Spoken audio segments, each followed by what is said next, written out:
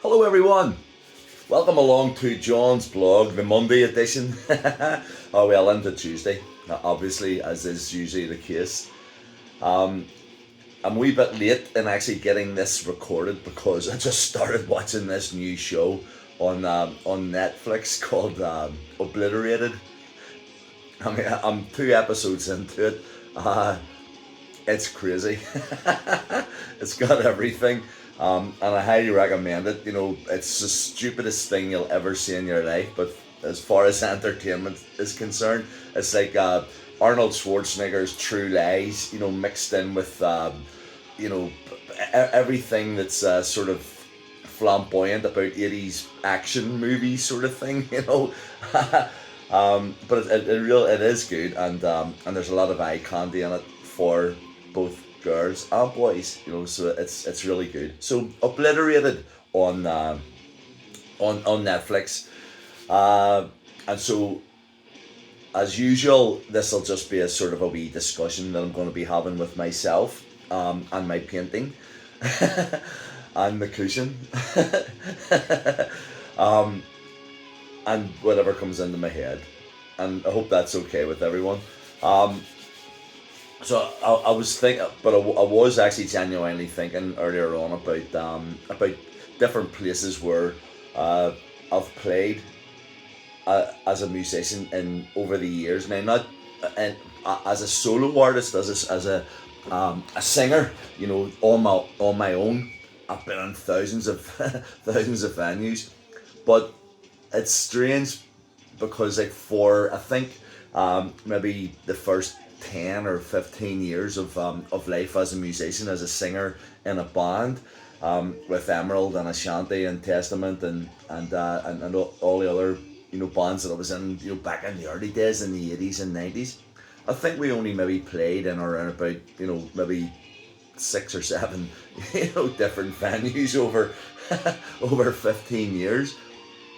Some would open up temporarily and be good, you know, for a little while, but shut down, whatever, for whatever reasons. But so you had the like a Ficos that was there for a while, but then you had the Rosetta that was there for years, you know, and there was like the Empire on a Saturday afternoon, or you know, or if you, Spuds up in Port Stewart. I was actually asked about Spuds by someone a while back, if I actually remembered, you know, playing in Spuds, and of course I do, absolutely I do.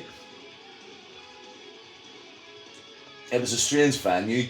So for all of my friends that actually live up in in the northwest, up around by the Derry, Londonderry, Coleraine, Port Stewart, Port Rush area, if you were at Spuds, you know, and you're round about, you know, my era, chances are, you know, we had a talk or a beer at the bar or whatever. Um, One guy that I always remember, obviously, is the ubiquitous Brick. And I hope this shout out goes out to you, Brick, because I know that you commented on some Storm Zone YouTube videos, and you definitely remember the Spuds days. But I remember playing in there a lot. In fact, I remember you know, it actually bringing out the best in us, and sometimes the worst in us as well. So I mean, it was a 2 hour drive, you know, from Belfast to up to Port Stewart, and we would get there at like 3 p.m. You know, and the bar wouldn't even open to allow us to get the equipment in until like 7 or 8, and then it didn't open properly until 10. So you're all day there in a bar, you know, and it got messy sometimes. So by the time showtime came, you know, plus, and this was like the thing, there were no official changing rooms in Spuds. You had to get changed, and this was like schoolboy error for whoever organised this, especially for a bunch of Hallions from Belfast. You got changed in the room that was behind the bar where they stored all their beer,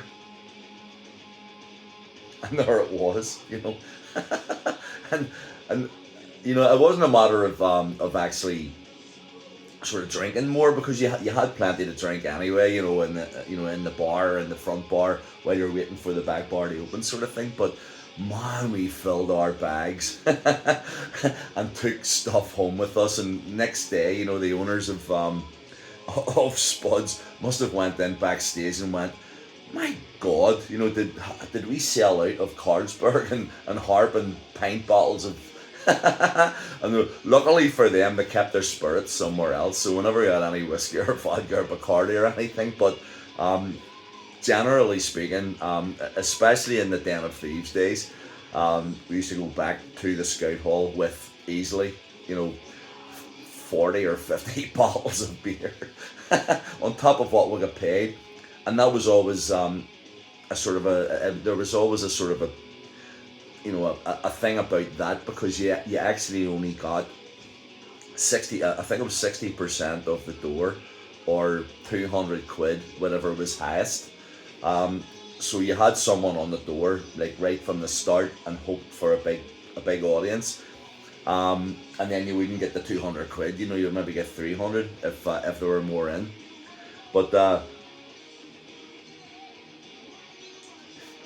as I say, I was always hit and miss. You always got a decent crowd. I loved Spuds. I loved going up and playing in Spuds, and sometimes we would stay overnight, in Port Stewart. And I would, well, still am, keen angler. Was a sea fisherman. And I don't think I could do it, now. But if we stayed overnight in a bed and breakfast, after doing Spuds, then I would get up in the morning and go out with my fishing rod and my bag and go to the local bait store and get some ragworms and fish all morning while the boys are all recovering from their hangovers. I had a hangover too, but it's the sea, soon worked that off of us. And I remember one time that, as I say, it brought the best out of us, but it also brought the good out of us as well. But this particular night, we were playing Spuds, Den of Thieves, and Julian was the drummer in the band. There was Dee, and Big Pete Mackin, myself, and Robbie Barry. And Julian was the quietest soul, that anybody had ever met. He was so laid back, and always a gentleman. He was always full of wit, but he was never full of. If anybody ever saw Julian angry, let me know, because I never did, and I didn't even see it this time. But for some reason or other, there was like a fracas going on in the front of the stage, sort of thing. And obviously there's an AC/DC song called "For Those About to Rock, We Salute You," sort of thing. But whatever was going on, I just stood at the microphone and said, "For those about to fight, forget it," But they didn't listen to me, and they started to scrap, and I turned around and I saw Julian getting upset, because he was thinking, we're doing our best here, and there's those guys that are like, so he threw a drumstick to try and quell it, but somebody threw the drumstick back. Well, and the rest of the guys in Den of Thieves will verify this. He jumped over the top of the drums, up my back, over my shoulders, and dove in, to these characters who were who were misbehaving at the front of the stage, and started swinging all around the place.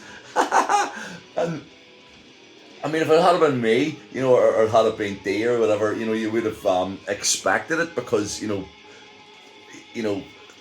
I've been known to be not aggressive, but just to take no shit, sort of thing. But Julian doing it, and seeing him in with his wee, and he was built like a number 9 knitting needle. You know what I mean? It was and we had the